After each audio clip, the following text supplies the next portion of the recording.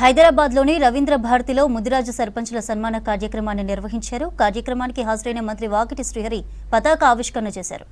కార్యక్రమంలో శాసనమండలి deputy chairman బండా Prakash, Mudiraj corporation chairman Borra Gnaneshwar, మాజీ ఎమ్మెల్సీ కాసాని జ్ఞానేశ్వర్, ముదిరాజు సామాజిక వర్గానికి చెందిన నాయకులు పెద్ద సంఖ్యలో పాల్గొన్నారు. ఈ మధ్య జరిగిన గ్రామ పంచాయతీ ఎన్నికల్లో గెలుపొందిన ముదిరాజు సర్పంచ్లను సన్మానించారు.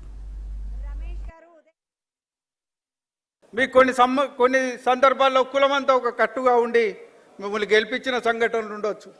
కొన్ని సందర్భాల్లో కులపోడే వ్యతిరేకం చేసిన సంఘటనలు కూడా ఉండొచ్చు.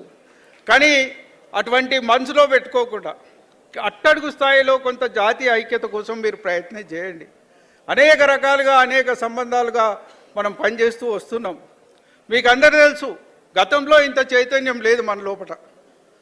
నేను ఇవాళ లెక్కలు తీసుకోదలుచుకుంటే గతంలో గజ్వేల్లో 42 మంది గెలిచినారు సర్పంచులు, ఈసారి 55 మంది గెలిచినారు.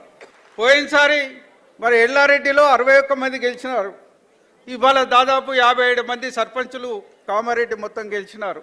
అనేక మంది ఉప సర్పంచులు 60-70 మంది ఉప సర్పంచులు గెలిచినారు. ఇవాళ అనేక ప్రాంతాల్లో కొంత చైతన్యం వచ్చి ఎక్కడెక్కడైతే కులం కట్టు బలంగా వచ్చిందో అక్కడ వాళ్ళంతా వాళ్ళు అడుగులు వేస్తూ గెలిచి వచ్చినారు. వాళ్ళందరికీ కూడా హృదయపూర్వక అభినందనలు.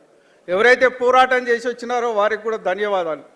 దయచేసి ఏది ఏమున్నప్పటికీ కూడా మనసులో ఏం పెట్టుకోకుండా, వైషమ్యాలు రాకుండా అట్టడుగు స్థాయిలో కొంచెం ఐక్యత కోసం పనిచేయాల్సిందిగా మిమ్మల్ని అందరినీ సభాముఖంగా మేము అందరం కోరుతున్నాం. విజయం సాధించినటువంటి ముదిరాజు బిడ్డలు, సర్పంచులు, ఉప సర్పంచులు, వార్డు మెంబర్లు కుల సంఘాలకు అతీతంగా, పార్టీలకు అతీతంగా ఈరోజు ఈ విజయోత్సవ ర్యాలీ జరుపుకోవడం జరుగుతుంది.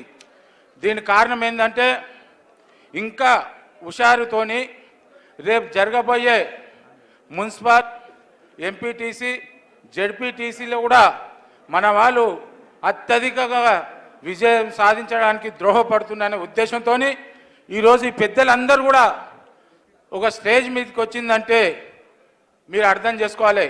అంటే మన జాతి, మన కులం పట్ల ఉన్న వాళ్ళ అభిమానంతో ఈరోజు ఈ వేదికకు రావడం జరిగింది.